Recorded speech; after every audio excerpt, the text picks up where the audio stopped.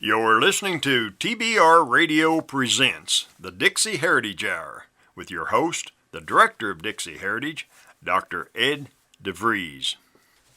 Recently, I was asked if there was any particular guest that I had received the most requests for. In other words, who is the person that the most number of people in our listening audience are emailing and asking, saying, Dr. Ed, can you have fill in the blank on your show?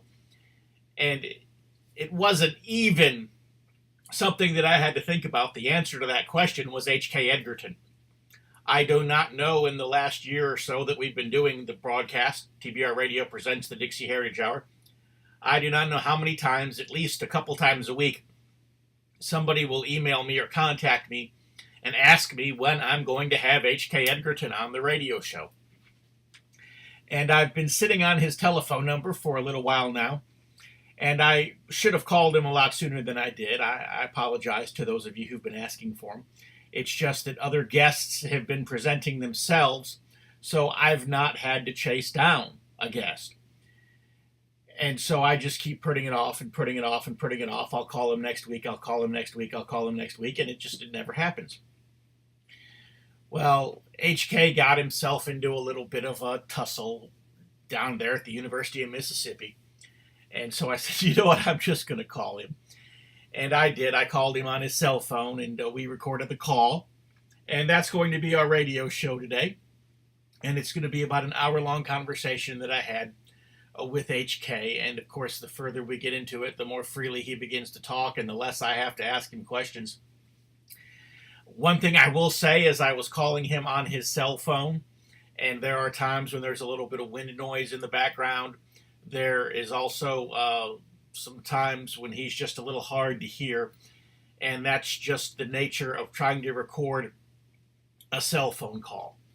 But if you'll make the effort to listen, you'll hear some really good stuff on today's broadcast. Actually, when I'd called him, I tried to set up a time maybe when we could record the interview at a later day, maybe the next day or a few days down the road. But he was really eager just to do it right then and there. And of course, what can you say to that kind of enthusiasm? But hey, let's do it. So without any further ado, here is my telephone conversation with Confederate Heritage activist and former N.A.A.C.P president, H.K. Edgarton. This is Dr. Ed DeVries with the Dixie Heritage Hour. Yes, sir. How are you? Oh, good. You know, a lot of our radio listeners know who you are, obviously, but for those who don't, or for those who would like to get to know you a little bit better, you started out as the president of the N.A.A.C.P. You were not always the activist for the Confederate. Start by telling us a little bit about your days back in the N.A.A.C.P. That's a tough question because basically, coming to president of the NAACP, or being a member of the NAACP, when I came home, there were a lot of people that were having problems and didn't know where to go. As a matter of fact, I had a cousin who was having problems with his business. He was in the paving of highways and sidewalks, and so I kind of went to the NAACP for help. They told me that they really didn't do a lot of helping anymore. They just met, and it was more like a social organization than anything else. That didn't sit well with me. They asked me to be their first vice president, and I almost was just elected on the floor. It became a battle of trying to find answers to a lot of problems that people were having, whether it was with housing or with the kids in school, with a very low graduation rate, housing. That's basically one of the reasons why I certainly became a member of the NAACP again at that time. Later on was elected president. Did a lot of things as president. Rewrote the minority business program for the county and the city, or helped rewrite it. Became the chairman of the program and planning commission for the Whatcom County Drug Commission. There's a lot of things, but mostly in the civil rights and human rights. Nothing real fancy about that. That's just one of the things you're supposed to do. Right. As part of community leader. That was basically it. Were you already aware of your Confederate ancestry at that time, or was that something that came about later? You know, always aware of it. When I was a little kid, my mom the kids in the neighborhood would have their tricycles, and she would put a clothespin and cardboard in the sports, and put a battle flag behind our seats. So I don't know where my mom got all those little battle flags from. Then asked, the only thing we knew is that we had them and we just enjoyed them. She talked about her Southern ancestry because it was one of the things that people talked about. But it wasn't really no heavy thing about it. We were just Southern. Was there a time when your advocacy for your Southern heritage and your advocacy in the NAACP overlapped, or were they two? No, because it wasn't an issue. It wasn't an issue. The only time the issue arose is when the NAACP wrote its 1989 resolution, which basically said that the Southern Cross was an evil oriented light on the universe, and my mom met me at the door. When I returned home, I didn't even know how she knew about it. And she said to me, her very words to me is, if you want to remain the president of NAACP, you better put that resolution in the round file. And that's what I did with it. You were actually the president of the NAACP at that time, and so I'm going to guess then that you were on the record as having posed that, and was that kind of the beginning of problems in that organization? Or talks about my problems in the organization. Well, the biggest problem for me with the NAACP came when the Ku Klux Klan came to Asheville. They were treated very badly. They had vowed they would come back to Asheville again. And this time when they came, that it would be just like it was in Greensboro, North Carolina, in sometime during the late 70s or early 80s, when the Communist Party threatened them not to come out and they killed some folks. No, I certainly did not want that to happen in the city of Asheville. There were members of my executive committee talking about getting their guns and when they came to town. And I just happened to, there was a man who walked his dogs every morning who came through the Black Historic District where the NAACP was, a white man, and he owned a printing company, and he just happened to ask me that morning when I was out doing what I did every morning, sweeping up wine bottles and dope needles and whatever else that was on the streets of the historic Black District where my office was. And he just simply said, HK, you look real down this morning. What's wrong? And I told him, here I am, president of a civil rights organization, and I've got men on my executive body talking about confronting the NAACP, confronting the Ku Klux Klan. I wish I knew somebody who would ask the Klan not to come back to town. And he just kind of looked at me and said, asked me, well, do you know Kirk Lyons? And I said, well, no, I see his name on the paper almost as much as mine. They call him a white supremacist. And I did know one thing about him. I know that he had defended all those black folks that were in Louis Ridge and a few other places. I know he had defended a black man that got beat down in the streets of Hendersonville by a policeman at a time when there was a black police chief. So I knew everything that they said about it wasn't quite true because I knew that there were a lot of things said about me. They hit the front page of the newspaper that weren't true. There were times that I go home and think maybe, I might be Frankenstein because of the things that I read. He said, well, why don't you ask him to see what he can do? And I said, why me though? He told me that he had once defended somebody who was in the top 10 on the FBI wanted list and that he might be able to help me. So he set up a meeting and things went along and I did meet with him, but that's a long story. I was going to say, you and Kirk are really good friends now. Absolutely. And you actually serve on the board for his law firm, do you not? I am the chairman of the board of advisors emeritus of the Southern Legal Resource Center. Yes, sir. And then after that, didn't Kirk, as an attorney, actually help you to sue the city of Asheville, North Carolina? For people in the community not being able to access affordable housing and some of the funds that were used to repair old housing that belonged to old people. And he was the only one that would help. The NAACP Legal Defense Fund told me that they would come down and investigate if I had $15,000 for them to come and a class airline ticket and a 5-star hotel with their entourage. And I actually really asked me out in mind, I didn't have that kind of money just for them to come and investigate. And I had gone to the Black Law Society and asked them for some help. And they said, we're not about to sue the city of Asheville because we do business with them. And Kirk Lyons, in a meeting that I had with him about trying to keep the Klan from coming to town, looked at some of the things that came out of the Affordable Housing Coalition in the Capitol and the executive summary. And he just took the main statement that if I was your attorney, I'd bring the city of Asheville down to its knees. People don't talk about that a lot. It'll probably be in a book I'll write someday.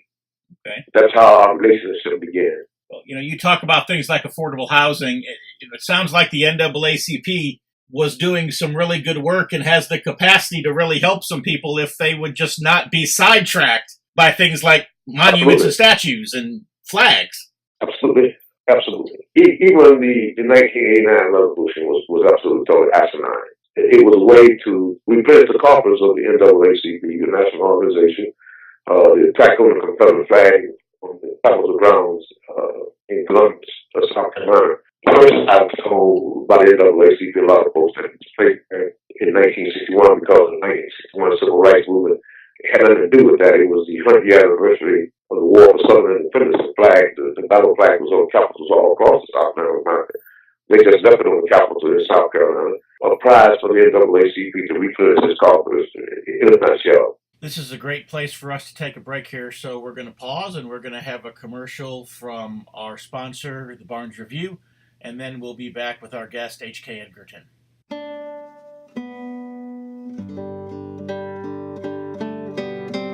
If you love listening to the Dixie Heritage Hour, then I know that you'll love reading the Barnes Review.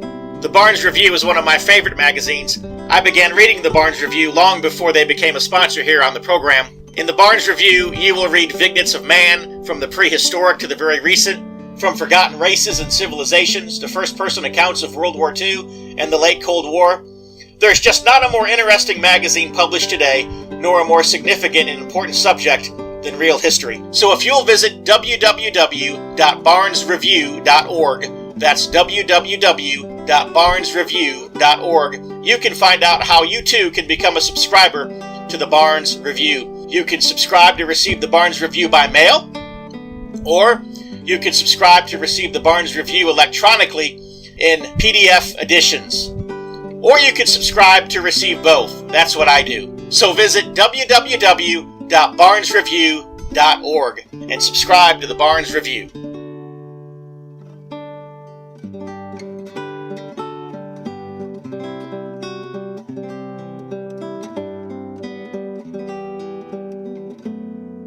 I remember when you first came to my attention, and this was early 2000s, and you were engaged in your March Across Dixie. Yes, sir. I was out of town. I was speaking out of town at the time you were coming through our area. But I remember our camp commander in our Sons of Confederate Veterans camp, his name was Jim Westmoreland. I don't know if you remember him or not. And he was saying, I do. Okay, yes, sir. He was saying you were going to be marching through our area.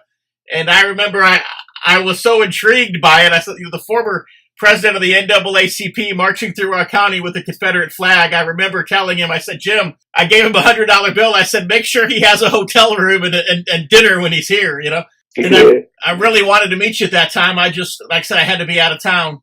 Was that your first real drive as an activist for Southern heritage, or was that just the one that first got my attention? Well, actually, I was I sat right between Senator Arthur and Senator Glenn McConnell when the attack first began on bringing the flag down off the Capitol dome. And I think that was in the early 2000s. 2002, I think, was the march to Texas.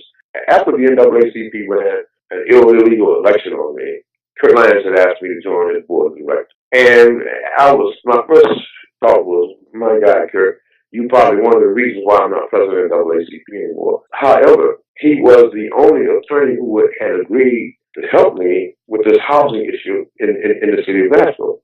I mean, old people were losing their houses through condemnation, taxation procedures.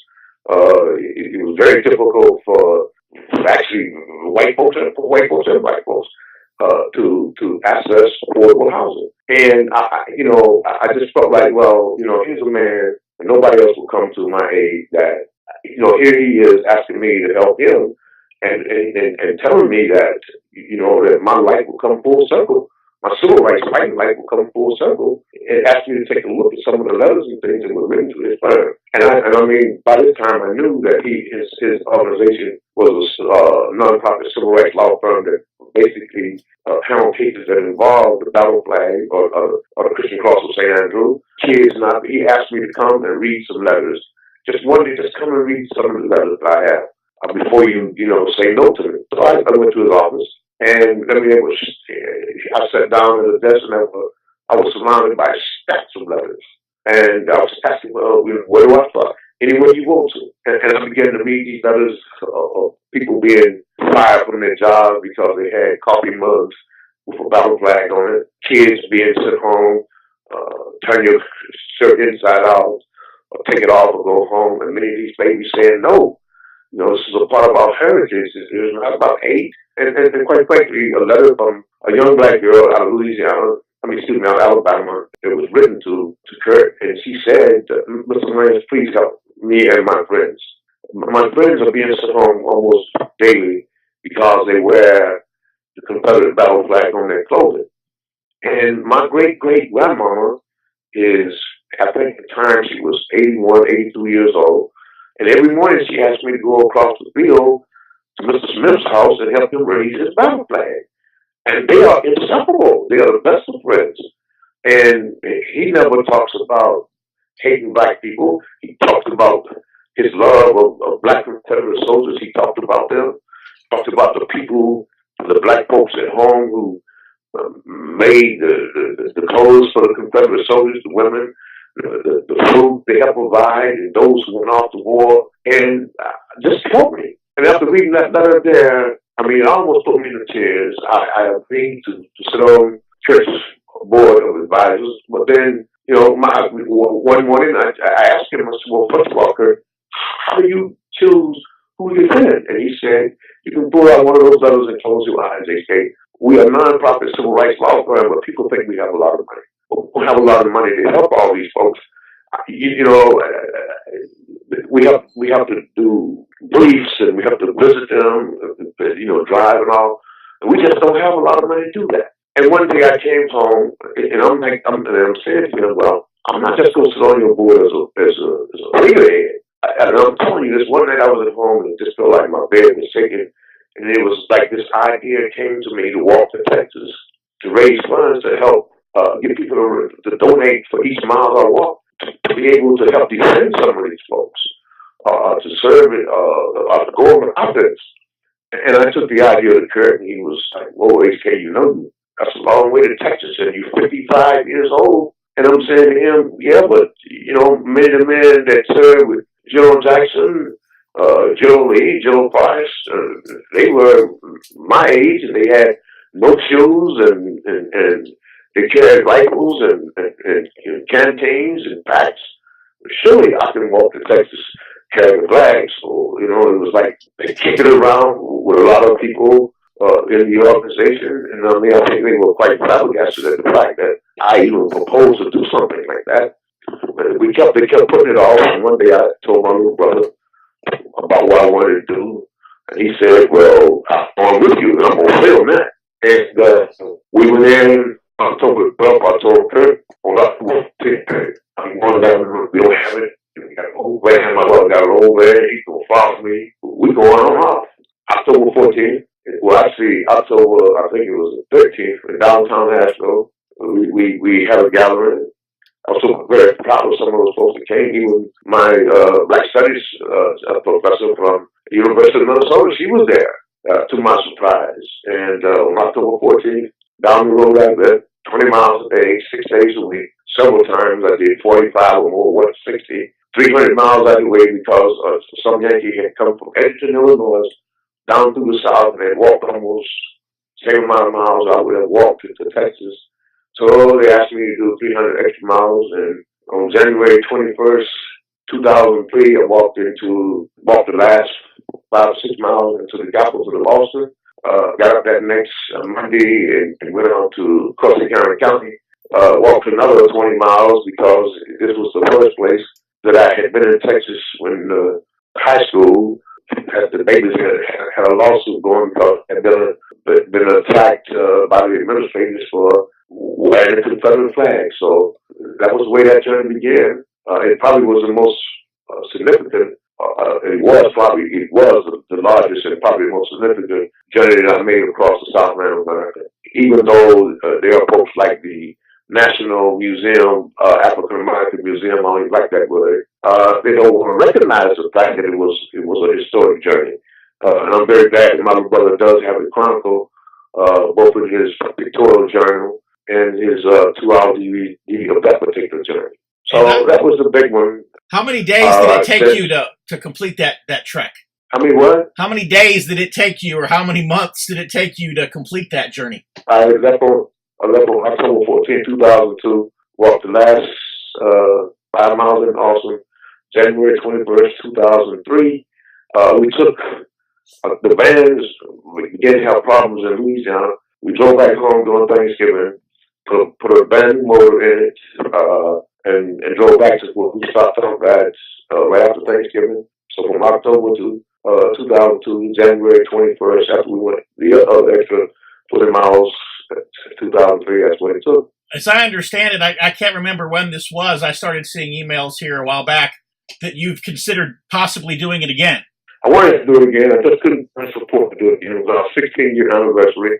I did do it on the 5-year anniversary, but on the 16-year anniversary, I wanted to go again. And I just couldn't garner the support. I was fighting to do it. Folks just said, well, HK, you waited too long, too close to the date. But, I heard that again. But I just couldn't get my little brother. If my little brother would have said, yeah, let's go again, I would have probably done the same thing we did the first time. But I just couldn't garner the support, so I didn't do it. I had so many other things to do anyway. It's a daily battle for me every day. There's been no let up. And since this thing with Dylan Roof in South Carolina, where the press photoshopped that picture of him with the battle flag and the carnage and the attack on the South, where these folks have gathered up what they believe to be momentum against us. So, that takes up a great deal of my time now fighting that. I remember when that photoshopped picture came out, John Schneider was our guest on the program. Of course, John, he was Bo Duke in the Dukes of Hazzard. Mm-hmm. He mentioned that Dylan Roof was wearing a Gold's Gym tank top. And so he wanted to know, with all of the opposition to the battle flag, he asked, why aren't we boycotting Gold's Gym? I understand the question and understand his concerns. But see, the whole thing was just a huge farce. And it is unfortunate that South Carolina had a weak-kneed governor, and they brag on Nikki Haley a whole bunch, but even though she was born in Bamberg, South Carolina, her parents came from India, via Canada and a few other places, and her background certainly was not strong enough in Southern heritage or the history of the flag, or what really took place there in South Carolina led the way of succession. Her first thoughts were Lindsey Graham when Dylan Roof did what he did. Lindsey Graham put in South Carolina. They had a meeting, and Lindsey Graham first said the flag had nothing to do with it. I was very proud of him. I was on my way to Oklahoma to give a keynote speech on Confederate War Day in the city cemetery there. And I bragged a lot about Lindsey Graham. But the next day after he left, Nikki Haley came out with a resolution to remove the flag from the Confederate soldiers' monument. It was a very disappointing moment for me because we fought so hard to keep the flag over the dome, especially because of the fact that they wanted to bring it down to the shame. But the compromise, supposedly the compromise of the 21st century, was to place it on the Confederate soldiers' monument, and they would never, ever be removed again. That's what we were told. The Northern press descended upon South Carolina. They went out to the Confederate soldiers' monument and said, oh my God, every flag in the Capitol is at half-mast except for that evil rebel flag. That the sons of Confederate veterans would bring it down, or at least deny it of the Confederacy because they own that monument. It took a 10-year-old baby boy, the sons of Confederate veterans can't touch that flag. United Daughters of the Confederacy can't touch it. The only person who can bring that flag down is the governor of the legislature.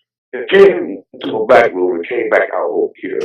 And Nikki Haley said she had to do something. Didn't want her town to become like Ferguson, where Black Lives Matter and Antifa and whoever George Soros can bring together will come into our town. This is a poor excuse because what you're dealing with a great deal of honor and legacy and heritage and memorialization of these men and women who made a stand here in South Carolina. And the South Carolina Law Enforcement Division would not have allowed that to happen in the first place. Anyway, they brought the flag down and all that dishonor because after the press went out, the first flag that they showed up with Dylan Roof looked like, to my knowledge, looked like the Liberian national flag and a pistol in his hand. Well, the press went and photoshopped the picture and came back with one with the battle flag in his hand and said, oh my God, We told you that that flag is what caused that boy to do what he did, knowing full well that it was a lie. As I said before, they came into that lie and they brought the flag down in dishonor. So it had something to do with it. The thing for me is this: if the flag was complicit in this, how come the flag didn't have its trial along with Dylan Roof? No, you didn't, because they knew full well that they were lying about the flag.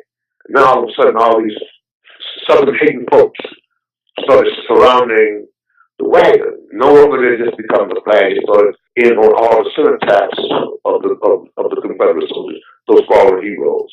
Folks running around reading off of Marsh D's website, Southern Poverty, all the crap that they're supposed to say whenever they ask about the monument or about the flag. Oh, walking past the monument, it just tears me up, and I just feel so ashamed and so hurt, and just a lie. And I want them to take a lie detector test, pass, and come through with truth. And I watch it happen. I said in a debate here in my hometown about taking down the Zeppelin band flag down Nashville. And told that same lie. And I told it just like this here, you're lying. Extra, read all about it. If you're like me, and I'll bet you are because you're listening to the Dixie Heritage Hour, you like to be on the cutting edge of honest news and accurate information. You like to hear about the latest financial trends and to know what's happening around the world and right here in the United States. The things that can directly impact you, your life, and the life of your family. And if you're like me, you do not rely on the mainstream media to obtain this information because, frankly, you know that you just can't trust them. Fortunately, there is an alternative news outlet with a long-established track record for honesty and integrity, and that is the American Free Press. AFP is the preeminent alternative, independent news source for honest, hard-working, truth-loving Americans. AFP is the antithesis of the controlled, lamestream media. AFP is employee-owned and has been so since its founding. Because of that, AFP never has and never will allow advertisers or special interests or big money to dictate what appears in the pages of the American Free Press newspaper. 26 times a year, the American Free Press newspaper can be delivered to your door, packed with the kind of uncensored news that I know you're going to appreciate. AFP covers the stories and tells the truth that the lamestream media is frankly scared to touch. And AFP offers real, on-the-scene reporting and commentary, the likes of which you will never see in the Washington Post, the New York Times, ABC, NBC, CBS, CNN, or just about any other lamestream news source that you can think of. There's only one national populist news weekly staffed by an unsurpassed team of veteran investigative journalists who will dare to rip the veil off of many of the major news stories that are being censored and suppressed by the big money controlled media monopoly. And that's the American Free Press.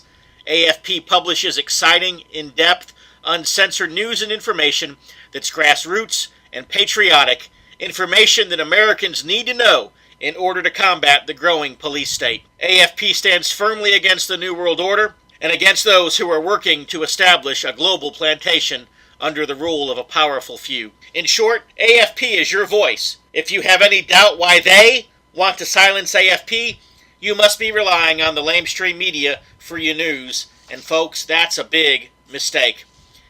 If you're ever dissatisfied with your subscription to the American Free Press, their guarantee is that you just drop them an email and they will gladly refund the unused portion of your subscription. So what are you waiting for? Visit www.americanfreepress.net. Once again, www.americanfreepress.net.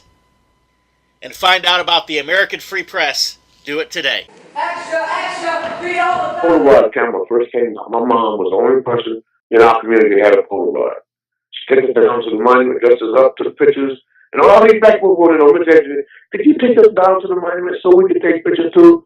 And the second part about it, her mama was one of those ladies that drove her and her brothers and sisters down there and took pictures at the vast monument of them with her Polaroid camera. Black Lives Matter come into the town and write on the monument, so they say Black Lives Matter, and write it on the monument. Well, you at the right monument where Black Lives Matter, but you need to take that bucket of paint and go someplace else. In the Confederate Army, an integrated army, I might add. I remember this black woman letter to Abraham Lincoln from the North, and had her white friend deliver it to him because she knew Lincoln basically was a baby. He wasn't going to talk to her. And the letter simply said, Honorable Sir, would you please see that the Union surgeons and doctors take care of the black Union soldier? When he gets hurt, they just let him bleed, lay down and bleed to death. In the Confederate, the same doctor who brought Cheddar Dye into the world, if he got hurt, he got the same service that the white soldiers got because all lives matter in the integrated army. The letter went on to say, and dear sir, would you please see that Union soldiers get the same pay for the same job that white Union soldiers get in the Confederate Army. While that man was not there supposedly legally, those Confederate soldiers divvied up their money to make sure that the black Confederate soldiers got the same pay for the same job they did because the Confederate Army, all lives matter. So Lincoln didn't even get the letter back. He called his snitch Frederick Douglass into his office and told him, just like this. You go back and tell them niggas they got a lot of nerve. With all the prejudice associated with them having on that uniform in the first place, to go out and earn their right to wear it. Now, he spoke around talking about our cenotaphs and our monuments. Those ladies from the Ladies Memorial Association began building those cenotaphs. It was to those men and women who had lost their lives or who had gone to serve to make their stand against an army that invaded our homeland illegally. An army that was armed to Abraham Lincoln's General 200 to rape, rob, burn, pillage, plunder, steal, and as Sherman said after he came out of Lincoln's office, do this. And that should never be an accounting for what we do. So these folks, some things that we've forgotten a lot. And we have in South Carolina. We probably don't know what happened when that Ford Army came here. And the illegal kind of thing that they did was worse than anything that the Vikings who ransacked Rome and other places. There's no army in the history of mankind that did the kinds of things that this Union Army did to the Southland of America and its innocent old men, women, and children. That's just the bottom line of that part. Why don't you tell us a little bit about your particular Confederate ancestors? My great uncle went off with the Honorable T.R. Edgerton, Dr. T.R. Edgerton, who was a surgeon out of Rutherford County with the Rutherford Home Guard, and he served as a surgeon helper. On my mom's side, the Williams family was the largest plantation. There were so many records that were burned and sacked by Sherman and his boys. Don't know exactly what they all did. But as I tell people all the time, I can lay claim to any one of those Africans who served in the Confederate Army because I don't know where they all came from. I don't know where they all went. I don't know where all tried because we went everywhere. The bottom line is we're stuck. And that's in the Southland of America, we were family. So I probably had ancestors going from all over the place. But John Edgerton with TR is one that's foremost in my mind. You're in your 70s, correct? This year was one of the proudest birthdays I've had because it fell February 18th. It fell on the day that President Davis gave his first inaugural speech on the Capitol steps of Montgomery, which was then the capital of the Confederacy. It also was the Confederate Day, and it marked that anniversary. It marked my 71st birthday, and for the first time, I could really celebrate President's Day for a good president. So I'm 71 years old. So I don't feel 71. The only reason I bring it up is I'm trying to kind of do the math, because I know you've mentioned your grandmother and how close you were to her. And I'm going to guess that your grandmother was the actual daughter of a Confederate soldier. Absolutely. And so the stories that you grew up hearing, it wasn't like you were hearing them from somebody several generations removed. I mean, you were hearing them from somebody who was pretty close to the source. That is correct. Well, even my mom, my mom is the only black woman that ever received a Confederate state funeral. They talked about these. They talked about history. They talked about these things. There was, even coming up in Jim Crow. I mean, you always wondered. I remember from Jim Crow. I remember on my way out to the country club. Sometimes on Sunday, if I talk my mom out, I go to church on Sunday. But she knew that Sunday night you'd be in church for. You pass by some of the churches, the big churches, the white churches, and you wonder to yourself, wonder why they say that white people don't like black people. Why they would have anything against us. After all, we were the ones that were slaves. That was a young thought. But my mom, even during Jim Crow, colored white, she always said, son, the water's the same. It's no different. Yes, you have to go in the movie theater, you have to go to the balcony. But the balcony is the best seat in the house. And when she explained Jim Crow like that, and my mom was very well respected. I remember one time that the colored bathroom was broken down in SLH presses. And my mom told me, she said, you go into the white bathroom, and if you run into a white man in there, you tell him that your mama told you to help you with your pants. And I started into the bathroom because my mama told me to go in there. And I remember this big white man. Well, what you doing in here? This ain't the bathroom. So, well, my mama told you to help me with my pants. And he took it up, come here, boy. Unzip my pants. You better not pee on me. I remember his words exactly. When I got through, zipped up my pants, gave me a pat on my butt, and I get out of here. And I remember that I stopped at the white water fountain. So I made her take me a drink of this too. I drank it and I came back and my mom was standing there waiting for me. She watched me the whole time. I said, Mama, but the water is the same. Son, I told you that. I can remember getting on a bus in downtown Pritchard Park with my mama on a Saturday morning. She go down on Saturday morning, do shopping on Edgerton Avenue, and we could get back on the bus. And on that time, black folks had to ride back on the bus. And my mom, with all her bags and stuff, and I went to the bus stop. I just sit that bag down like that in the front of the bus. And then she said, and this white man got on the bus, went, well, look here, niggas don't want to sit on the bus. But he told him, this is Edgerton. If you don't like it, get off the bus. And, he grumbled a little bit, said right now, and my mama and the bus driver talked the whole time. And he took us back to put us off so we get off at the next bus stop. Breaker one might be crazy, but I ain't dumb. Crazy Cooter coming at you. Hey, y'all, got your ears on? Well, I got some news for you. We're here at our brand new Cooters in the Country store in Sperryville, Virginia. Good old Sperryville, where Cooters started many years ago. Folks are coming from all over Hazard County, and we're going to have a grand old time with good music, good food, and best of all, good friends. Hope y'all can be there. Whoop, whoop, here come Enos. Huck got Cletus with him. I'm down and I'm gone. I carry for some of the most prominent people in the country because Asheville is a tourist town. They came from everywhere. I met one, Mr. Mel Gold. I never will forget him from Florida because he had a continental Lincoln with reverse doors. I man tried his best to get my mama to let him take me home with him, and he would bring me back home during the summer when he came up here during the summer. My mom said no. I probably don't tell me what I've been right now if I went with that man. No telling how much money I would have been worth if I'd gone with him. But my mom just wouldn't go. She wasn't giving up any of her babies. I was the first black person to work for an MD Electric Company. That's how my time with electronics and electric field began.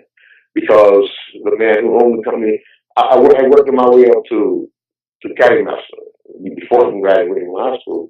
As a matter of fact, on an afternoon, on a Saturday afternoon, Dr. Billy Graham and Dr. Robert Holstall came to the country club to caddy. I was caddy master at that time, assistant caddy master.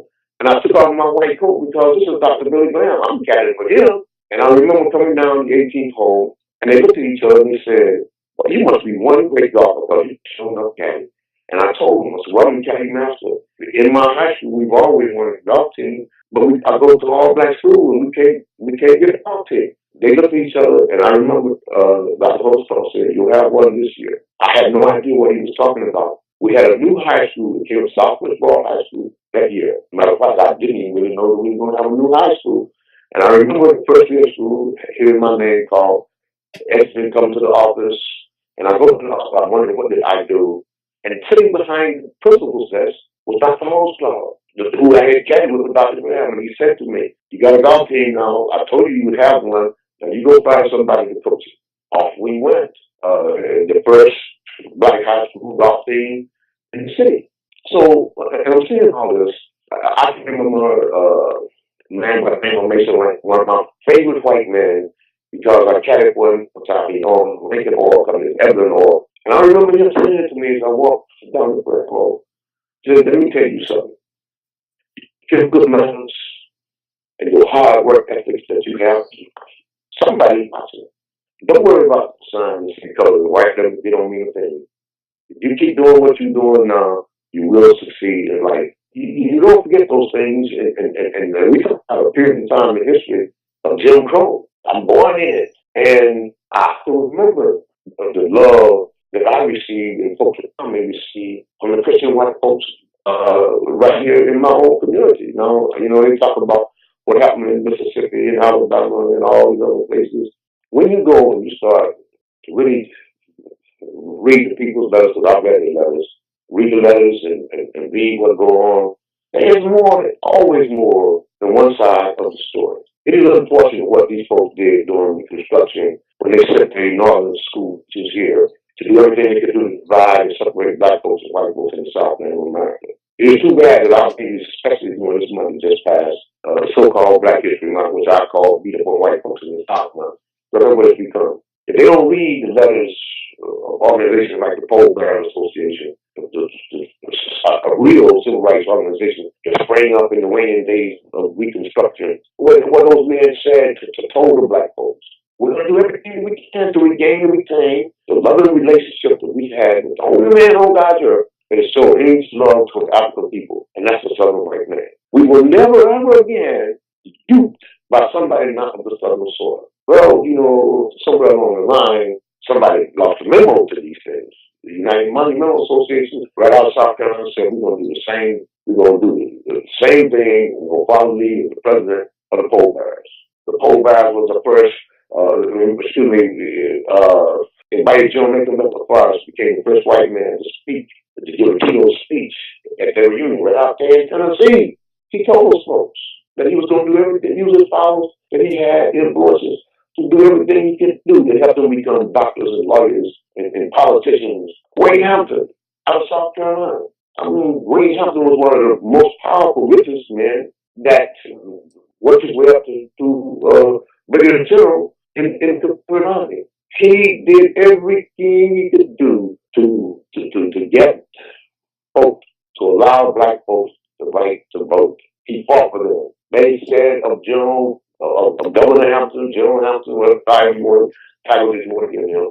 And he wasn't even one. That God set him down out of heaven and picked him there to help them. This is like Reverend Mike Lee, educated off the funds given to him by General Robert E. Lee. Body servant to General Robert E. Lee. Told the black folks, buy yourself some land, get yourself educated, and beyond, keep your faith in our Lord and Master Jesus Christ, and beyond all else, only put your trust in the Southern white man. Do you think that they will tell those kinds of stories during Black History Month around here in the South America and across America? Do you think they talk about Lee Ricon and Hope Collier and Horace King, bridge builder, go right down to Montgomery, Alabama, aspire to have cases in Montgomery, Alabama? That was Horace King that did that. Horace King and Joe, he needed a bridge to be built for his cannons and his horses and his men. He called on Horace King. Whole time, on I can go. Stories about these men. James Harrison, a former slave, state senator, got up out of his sick bed and gave the deciding vote to build a Confederate soldiers' monument. Gravity wanted to do it. And the speech that he made when he did it, how he talked about all those men that were laid dying, and if the war was still going on, then he would still be wearing the Confederate grave. Thank his missus for taking him in when he was offering. But these folks were they right about the South. They always want to put the South down. Like the South is this place where, we just daily hang black folks and whip them. All the racial problems we have, all the racial problems, we don't have racial problems in the South. It was all created by people who came here with the intent to divide and separate black folks and white folks in the South. And they almost pushed the loving relationship that we had asunder during the 12-year period of Reconstruction when they did everything. Bottom line. What you're basically saying is if you took the Yankee out of the equation, there would be no racial tension in the South today, or in America for that matter. Amen. If they left us alone, they would have found a society where it showed man the kind of love that Jesus Christ talked about he wanted when he came here on this planet. God came here, a man of love. And we all know what they did to him. And that's what they stopped. But they had just left us alone. With the advent of the Industrial Revolution coming, slavery was on its way out. real emancipation was already taking place in places like the Commonwealth of Virginia. Southern folk knew that a man was not free. You couldn't just tell a man, okay, he's free. He had to have some land. He had to have some money. He had to have the ability of trade to take care of himself and his family. And these are the kind of things that they were teaching him about what freedom was all about in America. When they called themselves setting them free after the war was over with, it's the consequence of the war, burned out the South, sent him right over to the bureau to get his book. He went over there with a brown paper bag, didn't even know what a vote was. Put your left down on that paper over there and jotted down. Put the war criminals like Ulysses S. Grant in the White House, in government all over the South and America. They were stealing, robbing all the treasures of the South with the carpetbaggers and the Southern scalawags. They helped join in on them. The black man was a victim. He didn't know what he was doing. And he made folks in the South start to go keep it other than his other guy was coming down the road with a Union uniform on after the Yankees did what they did with all the burning and stealing and robbing and killing and murdering they had done. We were going to be happy to see him coming. He didn't know. He was a victim. Black folks were victims in this thing. But you don't understand it. See, if you don't have an understanding of what makes a man start to not like you, even though it wasn't the totality of the loyal black folks in the South who did these things, enough were engaged in it to when I took one election over Ray Hampton. He hated black because of what they had indirectly caused to have happened by putting these folks in charge. And some of the things that he did to black folks after that, Ray Hampton would have never done it. Never as governor of South Carolina. This is a two-way street, but it's got tunnel vision on it. And these Yankees come around here with the proposed virtuosity that they have for black folks. No, they don't. No, they don't. If you did, and it's a key issue here too, I am so thoroughly ashamed of my home state of North Carolina. We have supposedly a monument protection bill here. You can't just come and start tearing down monuments and pulling them down and taking them places because you want to. The woman go, they right over in Durham, North Carolina, pull the monument down. Didn't even get a slap on the wrist for doing it. Right over the University of North Carolina, Chapel Hill, drug that monument down, was told you got 90 days to put it back. That lady waits about 80-something days to go, or about 3 or 4 days to go, pulls the base of the monument down and resigns, saying that she was afraid that they couldn't protect the monument, yada, yada, on the last one. Had nothing to do with it. You had 90 days to put it back in its totality, and what did you do? You broke the law. Now, what the legislature and folks who's supposed to enforce the law, what's happening at the University of North Carolina? Nothing. What happened in downtown Durham? Nothing. When you can break the law, the people who defended the first one went over there and scratched their hand and put some blood on the money and throw a bucket of red thing on, call it a crime of necessity. The those who went along with that should have been smashed, should have been told off the bench you go. People went around talking about justice and all this other crap. There is no justice here in the South of America for Southern folk and our heritage. That baby boy in Southfield was standing over here I was on the corner, and I knew. I had to throw my bag up. 3 feet out of the car, they got on their Ku Klux Klan shit. Well, don't be nervous about us. Well, I've been running the Klan several times before. So I'm seeing them. And they said to me, you and the Sons of the Confederate Veterans, y'all been very diplomatic trying to deal with people. But we watched what happened in New Orleans when those women, our women, went down to try to stop them from taking down the monuments and the cenotaphs in New Orleans. We watched that the police were told to stand down. A man in a wheelchair with his battle flag on, one cocktail thrown in his wheelchair. They didn't even want to treat him at the hospital. We watched how they terrorized those women. We ain't going to have that. What you ought to do next year is just to throw your flag and go home for a while. 3 days later, in Charlottesville, Virginia, after all those folks who gathered there went at a legal permit to protest moving the monuments. And that mayor said to his police chief, stand down and allow all those thugs with hoods over their head, baseball bats wrapped in barbed wire, the same thugs that went down into New Orleans, same thugs that gathered with George Soros and his boys, they started in on those folks. That young white boy jumped in his car. It wasn't fully wrapped tight 100% anyway. Scared to death because what he saw was these thugs going in on the people that he had come with, witness, nobody stopping him. He didn't really plan on killing that young girl. God bless her soul. They threw him under the bus even before he tried and convicted him before he went to trial. He was already tried and convicted. All the white supremacists came to town, the white nationalists. And that boy had been back in the days of wine herb. Even Yankee wine herb would have told that boy, hey, you get on out of here and go on back home. What he did. Now, I made a statement last week in Mississippi that I would ask Donald Trump to pardon that young man. I would ask him today if he stood in front of me to pardon that young baby boy that was in Charlottesville, because even the black police chief resigned because his heart could not allow him to face anybody else, knowing that he should have protected those folks who were there with permits to be there, that their God given them First Amendment right to protest what was happening there in Charlottesville. And the only person who should have resigned should have been the mayor of Charlottesville and the mayor of New Orleans. They are two that should have resigned. Those folks had every right. And just like I told those folks about the Ku Klux Klan who came to the City of Asheville, they have a personal right to protest. If I take away the right to protest, I don't care what's coming out of their mouths. If I take away their right to protest, I can't go protest.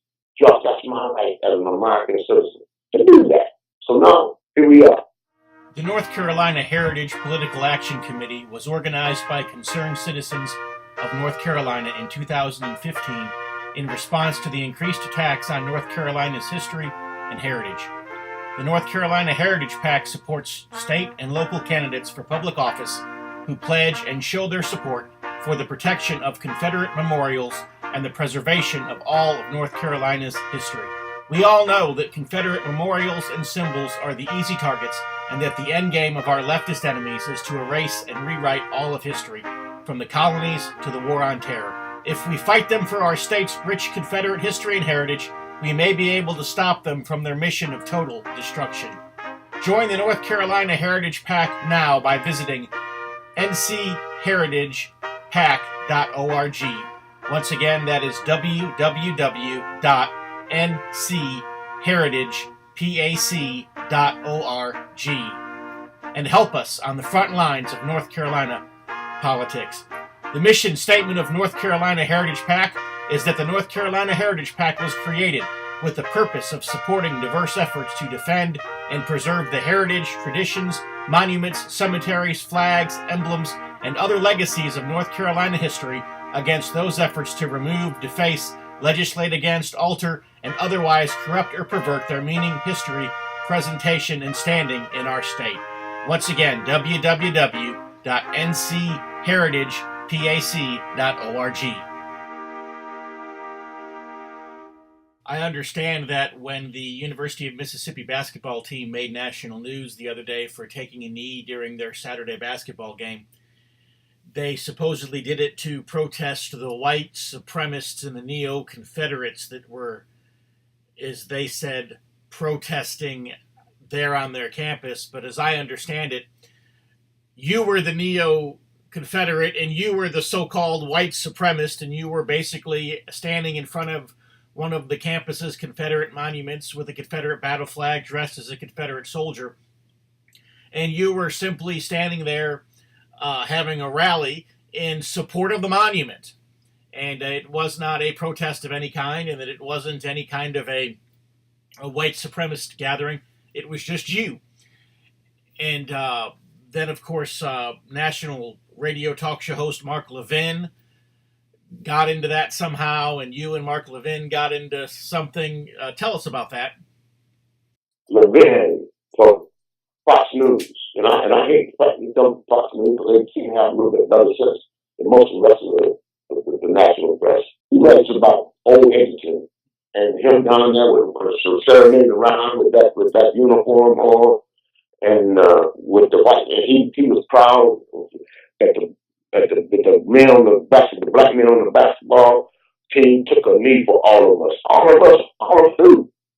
But because of the white supremacists on on their campus and the white supremacists downtown trying to those evil movements. Well, first of all, those same people that I stood with in Mississippi, God-fearing, God-loving, love their heritage, their ancestors, their fallen ancestors.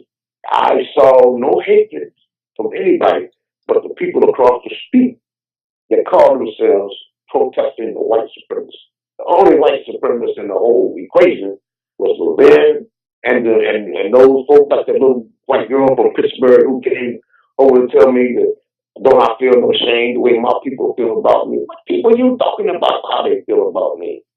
I am one of the most loved men in the whole of the South land of America, about both red, yellow, black, white. And you talking about how they feel about me? Where you from? I'm from Pittsburgh, and I came down here to help save the black folks. Excuse me? Save us from what? You are the very ones who did these things. Any racial tensions from us. And I'll tell you this. Most of the campuses where I stood with my flag in my uniform, the ones who talk out the side of their neck against the South, the majority of them have been young white babies who come from the North End of America, who come here and act as though our universities belong to them. I was told by a Yankee from New Jersey in Chapel Hill to get off of his campus. His campus. Buddy, excuse me. You are here at the wishes of the Southern people. This campus does not belong to you. This is our campus. You're the person who's not at home. You're the one that needs to go home. So they come here and they try to poison our baby's mind. It's all right to take a knee against a flag venerated someone by the United States company. It's all right. I want to make sure I'm clear on this too, especially when I'm talking about what these people did in legislatures not upholding the law. I don't know why I'm so hard on them, because the United States government said that the Confederate battle flag was a venerated symbol. Meaning you just can't do it if you want to do it. It's an American flag. And that the Confederate soldier is an American veteran. Do all the amenities of any other veteran and his sailors. But yet and still, you can come and burn our flags and in your ISIS-like fashion, pull our monuments down, take them down and move it. That is a contradiction of legislative mandate of our Congress. Something is wrong with this. Whole picture. If you're Southern, there is no equal protection upon the law in the court system. None. I've been there. I've sat there with Kirk D. Lyons arguing about our babies and their right to wear the Southern Cross. It is a venerated symbol. Yes, here I am battling. This is the biggest civil rights fight I've ever been into. This is what Lyons told me that I joined his board of advisors. And in Dixieland, I will make my stand for my Southern family. You know, I've just enjoyed listening to this, and so I know that our listeners this will probably go on the radio a week from Friday, which would be, let's see here, the 15th, and I know that they'll enjoy this as much as I have. Well, God bless you. Please, I want to thank you for taking up the time with me. I will probably be giving a keynote speech for the Confederate veterans in California, in Bakersville, California, during that time. But I'll certainly have an ear out for it. All right. Well, I will look forward to hearing from you after it goes up. And if you want to share the link with people, feel free to. Folks can reach me on my website at www.southernheritage411.com. They can email me and join my email list at hk.edgerton, EDGERTON, @gmail.com. Again, that's southernheritage411.com and hk.edgerton @gmail.com. And God bless you, sir, and thank you very much for even giving me the opportunity, or considering me for the opportunity to speak to your listening audience. Oh, well, I'm happy to, and I appreciate everything you're doing. Thank you, sir. All right. God bless. God bless you too, sir. Bye. Bye. That is my conversation with H.K. Edgarton. Like I said, sometimes you had to struggle just a little bit to listen to it, but definitely worth the effort. And I enjoyed listening to H.K. He's definitely a very interesting person to talk to and to get to know. But that is all the time that we have for this week's TBR Radio Presents the Dixie Heritage Hour. So until next week, from all of us here at TBR Radio Presents the Dixie Heritage Hour, God bless and see you next week.